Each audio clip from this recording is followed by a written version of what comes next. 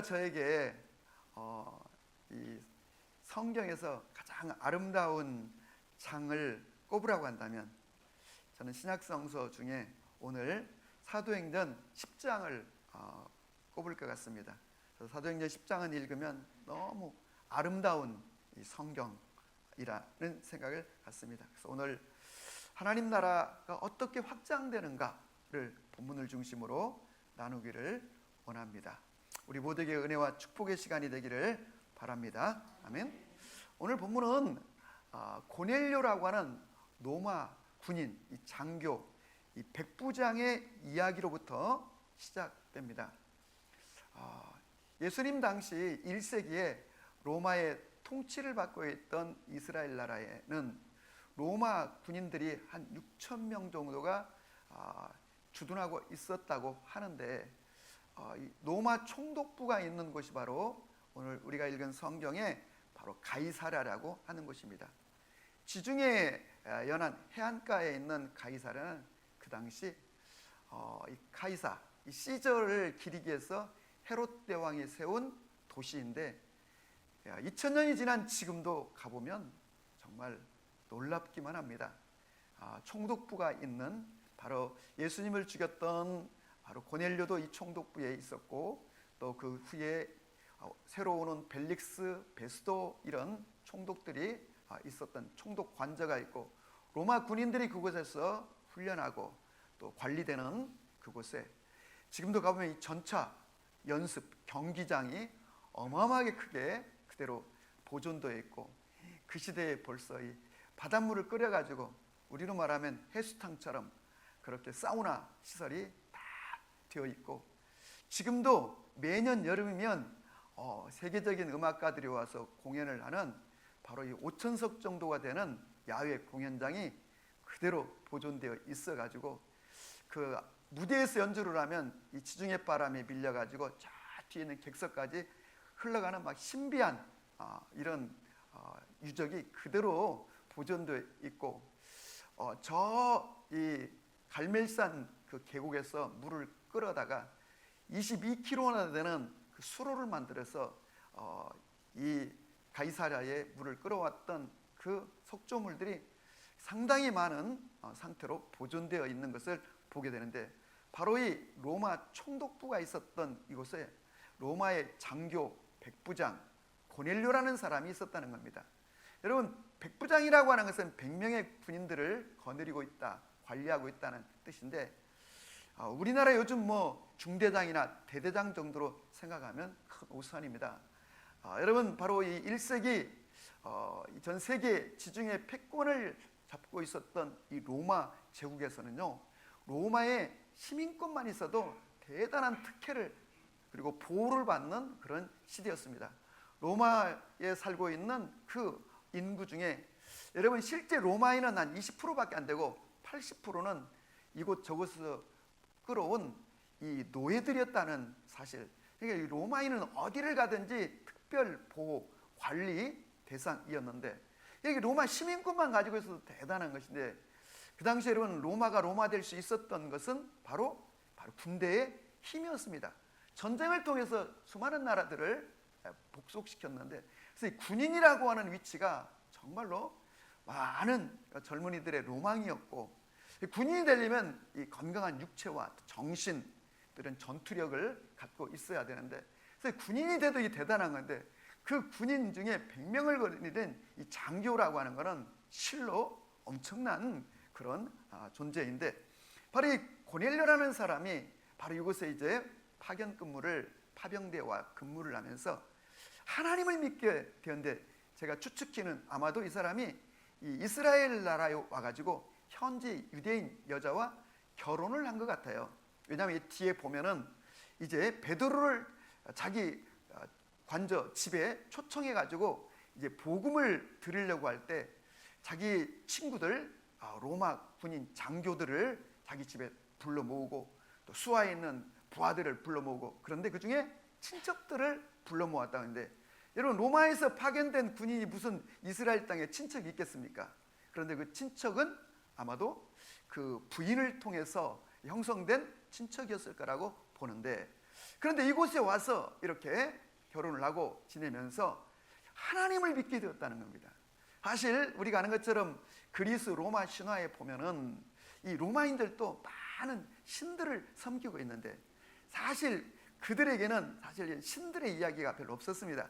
우리가 아는 것처럼 그들이 그리스 문명을 무너뜨리고 이제 지중해 패권을 잡았을 때 그들에게는 뭐 변변한 문명이 없으니까 이 그리스 문화를 다 가져다가 로마화 시켜가지고 사용했는데 그 중에 이제 가장 특징적인 것이 바로 종교였습니다. 그래서 그리스인들이 섬기던 많은 막 신들의 이야기가 있죠. 그리스 신화에 나오는 그 신들을 전부 다 로마화 시켜가지고 이름만 바꿔가지고 우리가 잘 아는 그 신중의 신인 제우스는 주피터라는 이름으로 바꿔서 또 뭐 사랑의 여신 아프로디테 같은 경우는 또 비너스라는 이름으로 이렇게 여러 가지 저렇게 해서 전부 다 신들을 섬기는데 실제 그 신들의 이야기를 보면은 이게 신인지 사람인지 영웅인지 분간이 안 되는, 그래서 흔히 로마의 신들, 그리스 신들은 반신 반인해서 신들이 내려와서 인간과 관계를 하고 그래서 아이를 낳고 시기를 하고 질투를 하고 하는 이런 이야기들이 있는데 그 얘기는 신이 사실 아니란 뜻이겠죠. 그런데 이제 이스라엘 와서 근무하다 보니까 진짜 이 유대인들 식민 통치를 받고 있는 피지배 국가이지만 그들이 믿고 있는, 그들이 섬기고 있는 신이 참신이라는 것을 알게 되었고, 이들이 이렇게 고통하고 어렵게 지내고 있는 것은 그 참신인 하나님의 법도대로 통치대로 살지 않았기 때문에 하나님의 징계로 인해서 온 거라는 것을 알게 되어서 이 고넬료가 이 이스라엘 땅에 와서 이 하나님을 섬기는데 얼마나 지극정성으로 섬겼든지 오늘 우리가 이 성경 앞에 보면은 그는 경건하게 하나님을 섬기고 하나님을 경외함으로 섬겼는데 온 가족과 함께 섬기게 되었다는 겁니다. 비록 아내를 통해서 하나님을 믿게 되었을지는 모르지만 얼마나 열심히 섬겼던지 온 가족이 섬길 뿐만 아니라 심지어는 그의 수하에는 부하들도 하나님을 믿게 하는 그런 놀라운 믿음의 사람. 그래서 그의 경건은 어떻게 표현되냐면 오늘 성경에 보니까 그는 기도를 많이 하고, 그래서 성경은 항상 기도하고, 그리고 그는 구제를 하는데 바로 많이 구제하고, 그래서 결국은 그의 기도와 그의 이 구제가 하나님 앞에 상달되어 하나님이 그의 경건, 그의 구제, 그의 기도의 삶을 받으셔서 하나님이 천사를 보내어 고넬료를 만나는 장면이 오늘 사도행전 10장에 나와서 저는 성경 중에 가장 아름다운 성경이 바로 이 10장이라고 그렇게 여기는 것입니다. 그래서 이 고넬료라는 사람의 얼굴이 어떻게 생겼을까? 이 사람은 뒤에 가서 보면은 이 고넬료가 보낸 사람들이 말할 때 온 유대인들이 이 사람을 사랑한다는 거예요.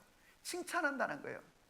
여러분, 이 로마 군인이라고 하는 존재는 굉장히 포악합니다. 무자비합니다.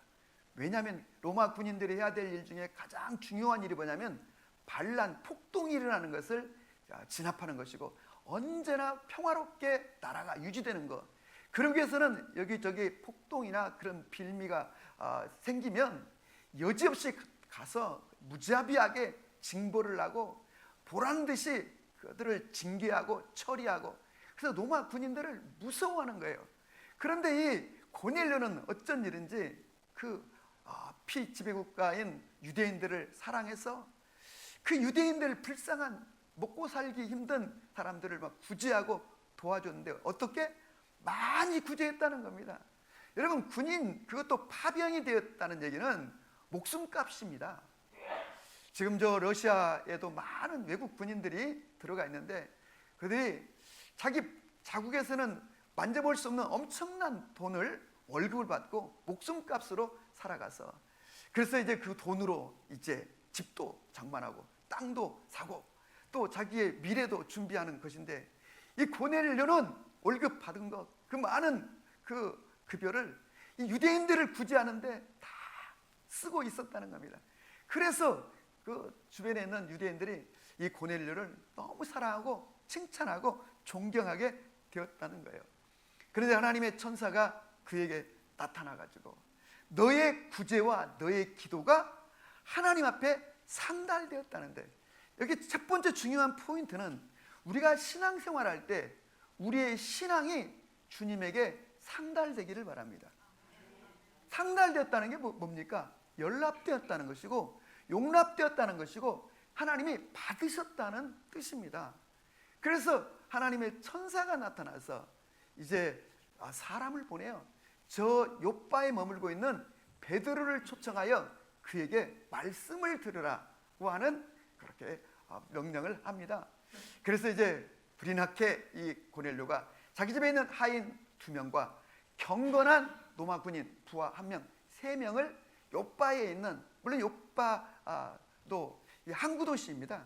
가장 오래된 항구 도시, 거기에 머물고 있는 베드로를 초청해서 오라 하고, 그리고는 이제 자기는 집에서 친척들과 로마 장교들과 부하들을 모아놓고 기다리고 있다는 게 이제 오늘 본문의 내용이고, 그러다가 이제 바로 이제 베드로가 도착하여 만나는 장면인데, 이 장면들은 얼마나 놀라운 것인지. 그랬더니 욥바에서는 지금 베드로가 기도하는 중에, 몇 시에?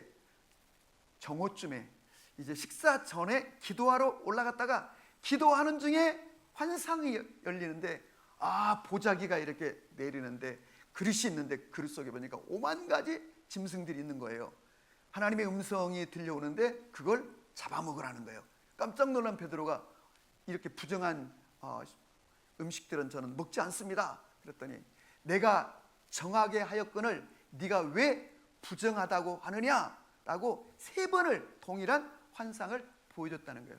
그래서 이게 도대체 무슨 뜻인가 하고 생각하고 있는데, 그때 밖에서 고넬료가 보낸 그 3명의 그 군인과 부하들이 와가지고 베드로가 누굽니까? 베드로가 이곳에 있습니까? 라고 물었다는 것입니다.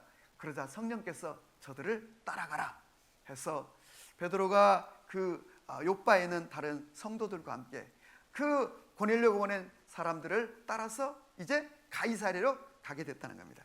그리고 드디어 가이사랴에 고넬료의 집에 다 도착을 해서 오늘 본문이 이제 시작되는데, 저는 이 본문을 볼 때마다 참 놀라운 거는요, 여러분들, 그래서 이게 결국은 4일쯤 걸렸거든요. 갔다 왔다 하면서 이게 걸렸는데, 여러분, 나는 이 로마 장교들이 밥 먹고 할 일 없는 사람들이 아니고 공직에 있는 사람들이잖아요. 여러분, 그런데 이들이 이 고넬료의 집에 모여서 기다리고 있었다는데, 요즘처럼 무슨 워키토키가 있는 것도 아니고 뭐 휴대폰을 가지고 연락하는 것도 아닌데 어떻게 몇 시쯤 올 거라고 생각해서 거의 50km 밖에 있는 그 욥바에서 가이사랴로 오는 이 베드로를 기다리고 있었는가? 이게 정말 놀라운 사실입니다, 여러분. 그러니까 이것만 봐도 저는 이 고넬료라는 사람이 얼마나 리더십 있고 정말로 사람들에게 이 신임을 받고 있고, 그리고 고넬료가 한마디 하면 사람들이 그 소리를 귀담아 듣고, 그리고 여러분 감동을 받고, 그러니까 고넬료의 집에 있는 모든 사람들이 다 하나님을 섬기고 있었고, 그리고 이 고넬료의 말을 듣고 지금 장교들, 부하들이, 친구들이 쭉 와가지고 기다리고 있는데, 몇 시쯤 올 것을 어떻게 알아서, 언제쯤 올 것을 어찌 알고 이들이 기다리고 있는가 봐도 참 놀랍다는 것을 생각하게 됩니다.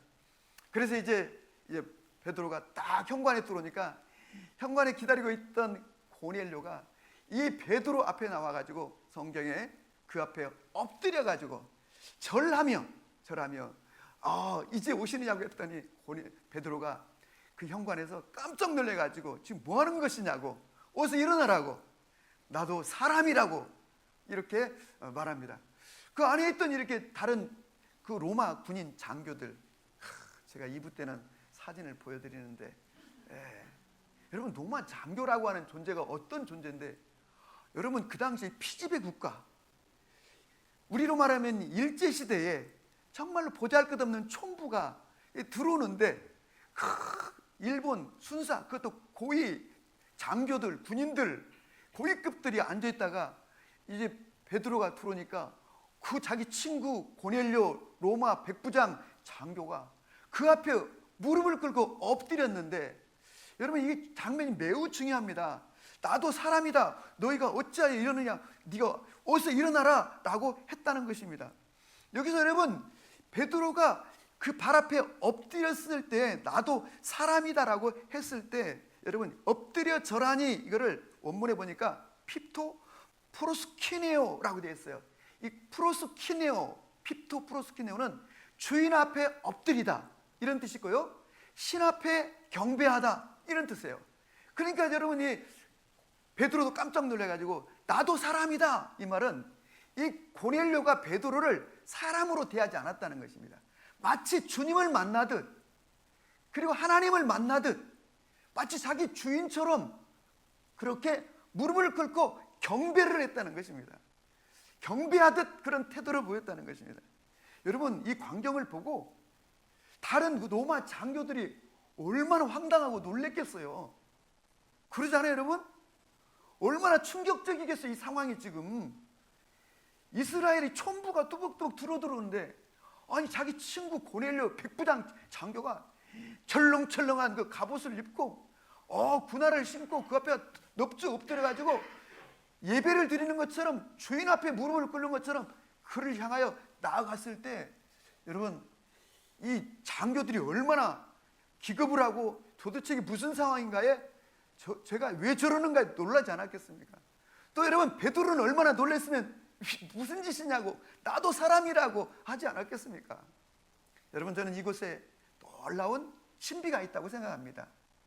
여러분 오늘 지금 이곳에 모인 거는 밥 한 끼 먹자고 지금 온 게 아니고, 무슨 파티하자고 온 거 아니고, 여러분 무슨 좀 담소하자고, 뭐 용한 사람 있으니까 강의 한번 듣자고 오는 게 아니고, 지금 하나님의 말씀을 듣도록 하려고 지금 고넬료가 기도하면서 친구들을 다 모은 거예요.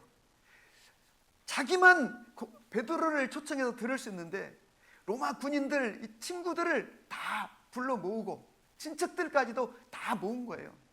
그러니까 지금 어찌 보면 우리로 말하면 총동원 전도축제를 지금 하고 있는 거예요. 근데 총동원 전도축제라고 하는 건 이게 그날 한번 만나가지고 이게 무슨 일이 벌어지겠습니까? 이건 성령이 강하게 역사를 해 주셔야 되는데, 중요한 건 이게 시작부터 차 마시고 이렇게 있다가 담소하고 있다가 고넬료가 이제 뛰어나가더니 그 이스라엘 촌부 베드로 앞에 막 경배하듯 주인 앞에 무릎을 꿇듯 그가 그런 태도를 보이자 다들 막 눈이 동그라져 가지고 깜짝 놀래 가지고, 이게 지금 무슨 시츄에이션인가 지금 이게 그러고 있는, 무슨 뜻입니까 여러분? 오늘 이제 베드로를 통하여 하나님의 말씀을 들어야 되는데, 다리를 쭉 펴고 몸을 뒤로 쭉 젖히고 차를 마시고 있던 그 로마 장교들이 갑자기 자리를 고추해 가지고 이게 지금 무슨 상황인가? 오늘 이제 베드로를 통하여 하나님의 말씀을, 예수 그리스도의 복음을 들어야 되는데, 여러분 그 순간, 여러분 그 공간 안에 성령의 놀라운 임재와 성령의 압도가 저는 있었을 것이라고 확신합니다. 그리고 이제 그들이 긴장하고 있을 때 베드로가 말합니다. 어찌하여 나를 불렀느냐? 나는 하나님께서 가라고 해서 지금 이곳에 왔느니라. 사실 유대인들은 이렇게 이방인과 교제를 하는 것이 금화해졌음에도 불구하고 하나님이 나를 가라고 말씀해서 왔다는 것입니다. 왜? 내가 기도하는 중에 환상을 보았는데, 하나님께서 나를 가라고 하셨는데, 하나님은 사람을 외모로 취하지 아니하고 하나님을 경외하는 마음이 있는 사람들에게 만나주시고 그리고 자기를 보냈다는 거예요. 그래서 그 말을 듣고 있는 순간 저 사람이 그냥 온 게 아니고 하나님이 지금 보내서 왔다는 거예요. 하나님의 환상을 보고 왔다는 거예요. 그러자 베드로가 말합니다. 그런데 어찌해서 나를 불렀느냐? 라고 불렀더니 고넬료가 말합니다. 4일 전에 제가 오후 3시쯤 기도 시간에 기도를 하는데 갑자기 하나님의 천사가 나타나고 저에게 말씀하시기를, 너는 저 요바에 머물고 있는 시몬이라는 베드로를 초청하여 그의 말을 들으라. 그는 지금 무두장이, 시몬이라고 하는 무두장이 두두를 가죽을 다루는 그 집에 머물고 있느니라. 여러분, 고넬료가 사람을 3명 보냈는데 지금 베드로라는 인간 한 번도 본 적이 없는데 그가 지금 어디에 있는지, 누구 집에 있는지, 어떤 도시에 있는지 하나님이 다 말씀했다는 것입니다. 여러분, 이쯤 되니까 이 공간이 얼마나 놀랍게 변화됐겠습니까?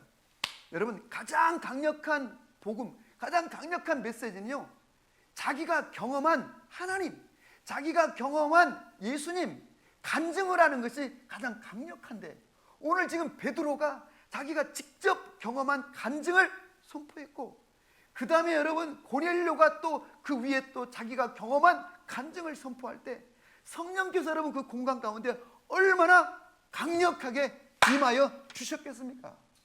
아멘. 이제 오늘 저녁 때 교회가 여러분 모두에게, 개개인에게 간증을 하나씩 보내드릴 테니까 다 보시기 바래요. 아멘. 제가 지난주에 보고, 야, 진짜 이건 드라마도 아니고, 드라마도 이런 식으로 만들면 요거도 먹는데, 이 하나님의 그 역사하심이 한 그 마약에 완전히 중독되어 감옥을 6번씩이나 갔다가 중국으로 도망갔다가 거기서 이런저런 사연 끝에 한국에 돌아와 가지고 제주도에 머물면서 이제 그 사람을 치유하시는 과정인데, 이야, 저는 몇 번 울었어요. 정말 그걸 들으면서.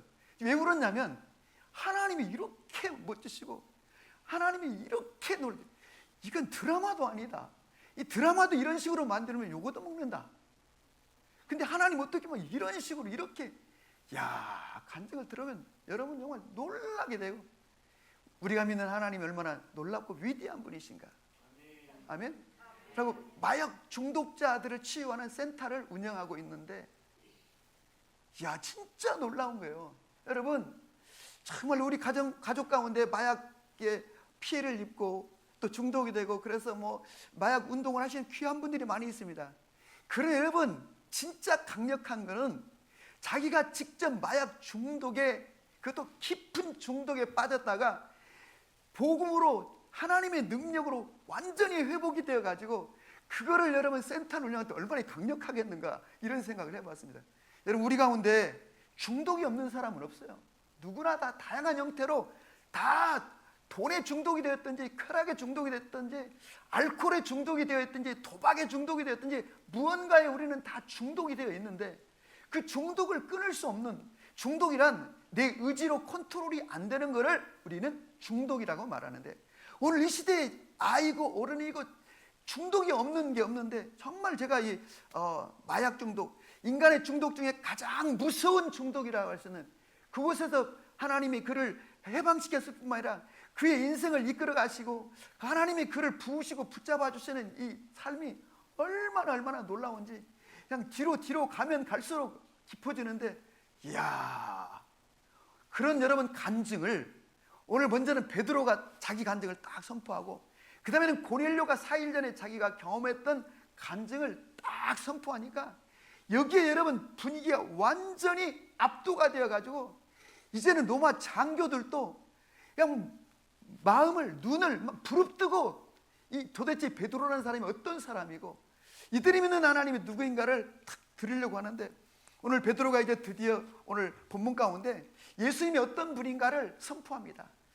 너희가 십자가에 못 박아 죽인 예수를 하나님이 살리셨고, 그리고 그 예수를 믿을 때에 죄 사함을 받고 하나님의 자녀가 되는 은총을 주셨느니라 라고 하는 이 선포를 할 때, 여러분 그곳에 있는 모든 친척들, 모든 장교들, 로마 군인들도 다 예수님을 영접하고, 오늘 성경에 보면은 모두에게 하나님의 성령이 임해오자 그들이 막 방언도 하고, 그들이 막 흩어질 줄을 모르고 며칠 더 우리와 함께 있어 달라고 해서 베드로를 그곳에 머물러 두고 베드로를 통하여 말씀을 배우고 또 간증을 듣고 했다는 것입니다.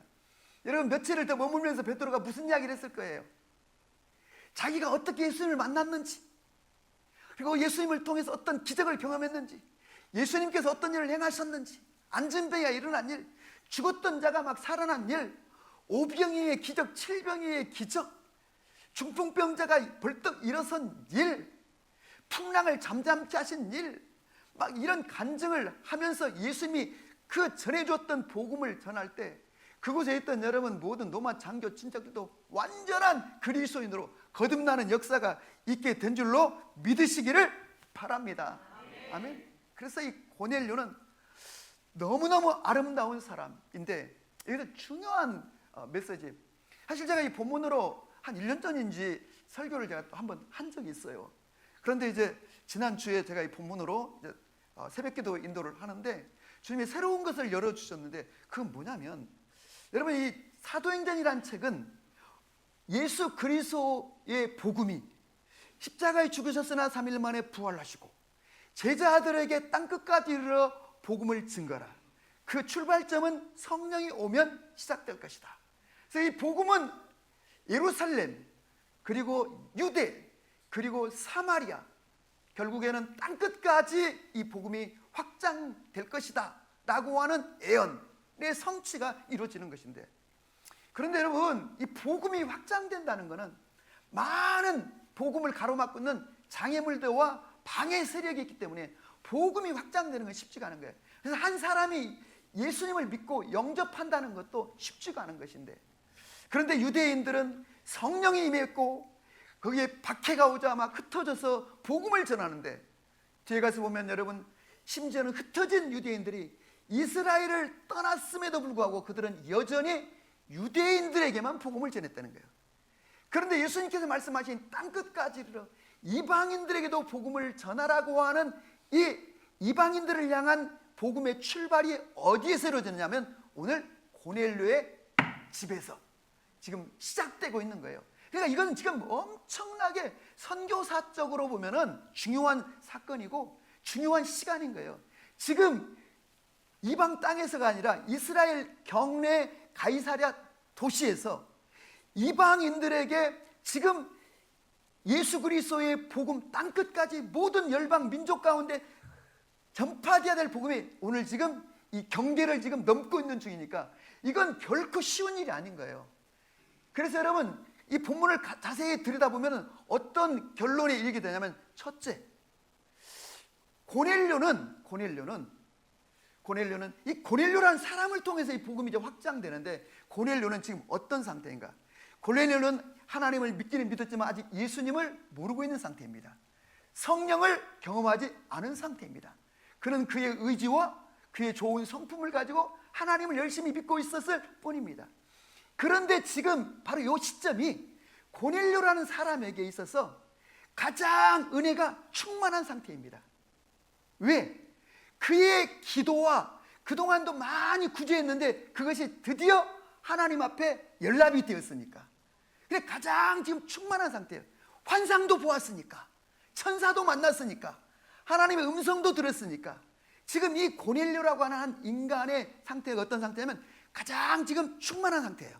또 그 일을 감당해 준 사람이 바로 베드로인데, 그럼 베드로는 지금 욥바에 머물고 있는데, 지금 욥바에 머물고 있는 베드로는 지금 어떤 상태인가? 베드로는 그의 일생 가운데 지금 가장 충만한 상태예요. 성령으로 충만하고, 더군다나 그가 그동안도 많은 기적이 있었지만 지금 그가 여기 욥바에 머물기 이전엔 루다에 있었어요. 그가 이곳저곳 다니면서 전도도 하고 그리고 성도들을 보살피는 중에 루다에 도착했더니 8년 동안 중풍병으로 누워있는 애니야라고 하는 사람을 만나게 돼요. 그래서 그 애니야를 향하여 이 베드로가 선포했더니 그 애니야가 벌떡 중풍병에서 일어난 줄로 믿으시기 바랍니다. 그래 기적을 경험한 거예요. 그런데 그 후에는 지금 바로 욥바라고 하는 도시에 다비다라고 하는 이 여자 성도가 굉장히 신실하고 기둥 같은 인물인데 갑자기 죽은 거예요.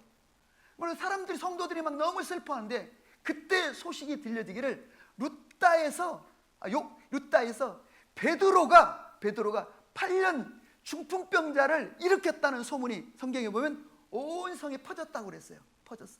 그래서 욥바에 있는 성도들에게도 전해진 거예요. 그래서 죽었지만 심지어는 염까지 끝냈지만 베드로를 초청하여 속히 와달라고 한 거야. 베드로가 급히 요빠에 가보니까 그 상황인 거예요. 성도들이 막 너무 안쓰러우며 안타까워하는 거예요. 베드로가 무릎을 꿇고 기도하는 중에 다비다를 향하여 여러분 일어나라고 말씀에 선포했을 때 죽었던 다비다가 살아나는, 베드로가 예수님을 믿고 성령 받고 처음으로 죽은 자를 살리는 기적을 경험하게 되었으니까 지금 이 요빠에 머물러 있는 베드로가 지금 영적으로 얼마나 지금 강력하고 충만한 상태인가를 우리가 인식할 수 있겠죠. 충만한 상태예요. 지금 그 상태에서 지금 가이사랴로 온 거예요. 그러니까 지금 이 고넬료라는 사람도 막 영적으로 충만한 상태이거든요. 지금 이 베드로라는 제자도 지금 막 8년 된 중풍병자를 일으켰지. 그것도 막 며칠 만에.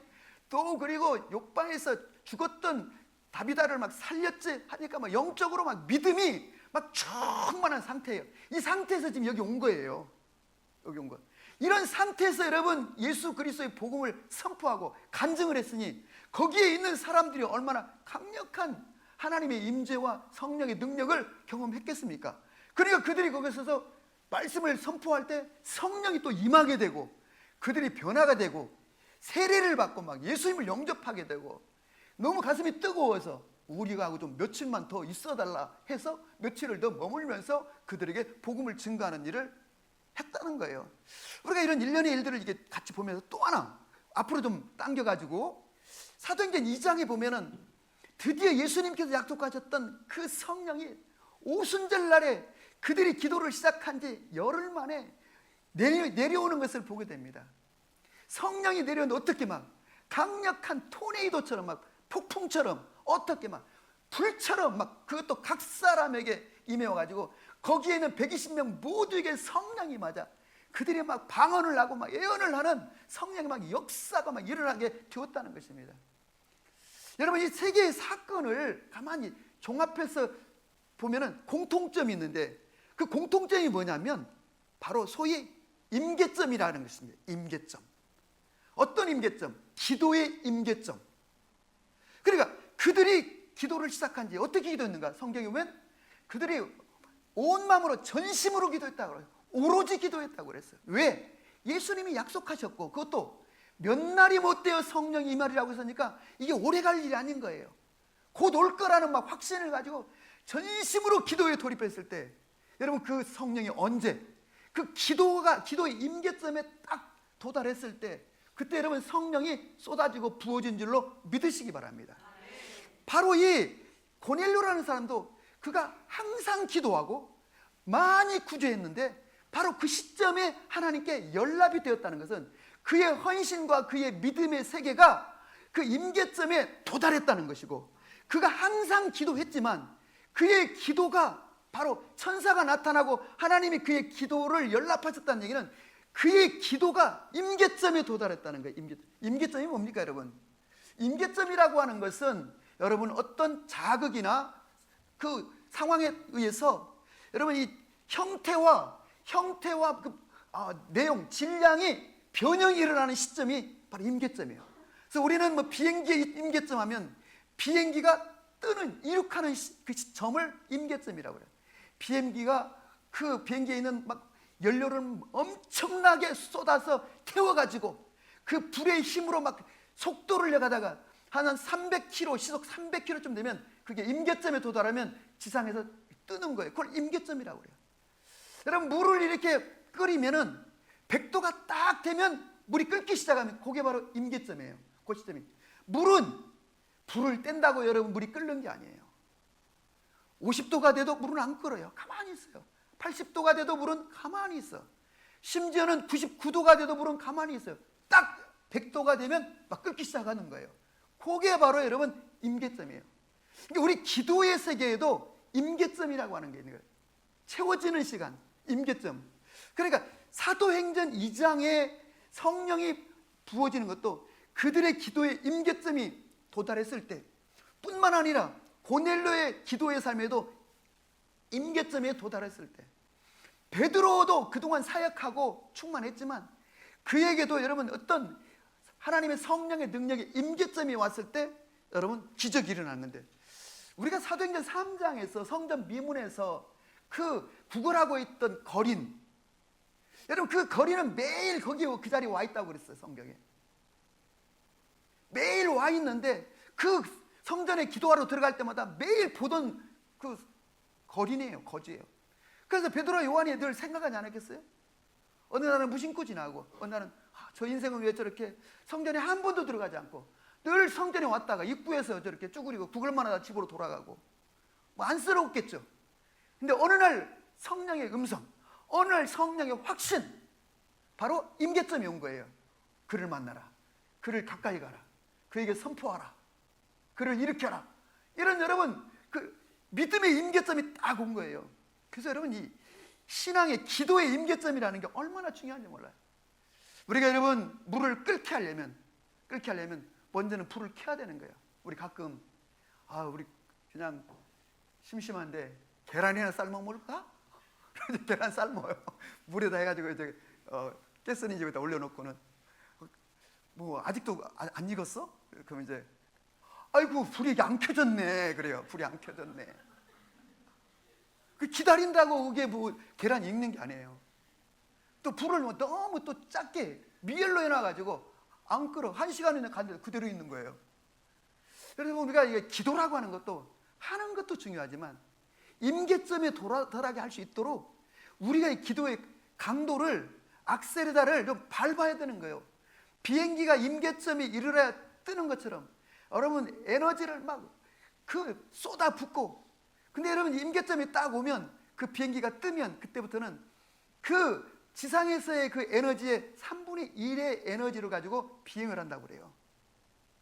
여러분 액체로 있던 물이 임계점이 딱 되면 기체로 바뀌어서 끓기 시작하는 거죠. 그러면 액체가 이제 기체가 되어서 하늘을 날아다니는 것처럼 우리의 기도, 우리의 신앙도 그렇게 여러분 탈바꿈이 되고 변형이 일어나고, 여러분 이 임계점이라고 하는 것, 이 기도의 임계점이라는 걸 염두에 두고 여러분과 제가 어떻게 응답될 때까지, 여러분 우리가 어떤 이는 그냥 늘 우리의 기도의 삶이 60도, 70도, 80도 안 되는 거예요. 여러분 100도 이를 때까지. 그러면 사도 바울은 에베소 5장 18절에서 술 취하지 말라 이런 방탕한 것이니 성령의 충만을 받으라. 이 성령이 충만하다는 게 뭔가? 우리는 언제나 성령 충만해야 되는 줄로 믿으시기 바랍니다. 아멘. 이 성령 충만하다는 건 뭐예요? 물이 항상 끓고 있다는 거예요. 끓고 있다는 거예요. 여러분 음식점 하는 사람이 손님이 왔어요. 아이고 오셨네요 하고 그때 불 켜가지고, 아니죠 여러분. 물이 항상 끓은 상태로 있어야 오면 그냥 그 뜨거운 물로 척 하면 라면이 금세 끓어지는 거고 음식이 금방 데펴지는 거지. 손님 오면 그때 우리가 항상 성령 충만한 상태로 내 기도의 상태가 늘 끓고 있는 상태가 되어야, 적어도 한 95도는 되어야, 이게 기도로 딱 돌입하면 금세 딱 불이 붙어가지고 그냥 불이 꺼져 있어가지고 문제가 터지면 그때부터 다시 불을 떼는 거예요. 불을 떼는 거예요. 또 떼는 거예요. 여러분과 제가 늘 주님 앞에서 충만한 상태로 있기를 주님의 이름으로 권합니다. 아멘. 그래서 항상 충만하시기를 주의 이름으로 권합니다. 그래서 우리가 늘 믿음 안에 승리하시기 바랍니다. 오늘 고넬료가 참 아름다운 거는 말씀드린 것처럼 여러분이 생명값으로, 우리나라 군인들도 지금 저 레바논에 한 150명 그 주둔해 있었죠. 동명부대라고. 그들에게는 여러분 목숨 수당이 있고 또 월급도 많고, 그래서 거기서 한몫 이제 받아서 또 사업도 하고 또 사회에서 어떤 자기 계획하는 또 꿈도 풀어낼 수 있고, 이게 그 많이 주는 그 돈은 목숨값이세요. 생명수당인 거죠. 그런데 이 이국만리에 와가지고 이 고넬료가 그 많은 그 월급 받아가지고 따복따복 그 저축하지 않고 적금 들지 않고 그걸 다 풀어서 가난한 자들에게 나눠주는데, 여러분 결국은 이 그의 모습 속에서 많은 사람들이 하나님께 돌아와 그의 온 집안이 다 하나님을 믿고, 그로 인해서 노마 장교들도 하나님을 믿고 친척들도 다 예수님을 믿고 예수님을 영접하는, 그래서 우리 가장 행복하고 아름다우고 멋진 인생은 나를 통하여 고넬료처럼 베드로처럼 나를 통하여 하나님의 나라가 확장되고, 그리고 나를 통하여 다른 사람들이 예수님을 영접하고 믿게 되는 그런 인생이 되시기를 바라는데 이건 쉽지 않습니다. 항상 방해물과 장애 요소가 있기 때문에 항상 그 나름대로의 돌파해야 될 임계점이 있습니다. 여러분과 제가 우리의 기도의 삶을 통하여, 강력한 기도를 통하여 여러분 돌파가 일어나고 기적이 일어나는, 역사가 일어나는 그런 은총이 있기를 주님 축복합니다. 기도해야 성령이 역사하시고, 성령이 역사해야 우리 삶에 기사와 표적이 따르고, 기사와 표적이 나타나야 하나님의 살아계심이 드러나고, 하나님의 살아계심을 경험해야, 보아야 하나님을 믿게 되는 거예요. 이런 역사가 우리 성도님들에게 있기를 축복하고, 기도에 더 힘쓰고 항상 깨어 기도하는 여러분과 제가 되기를 바랍니다.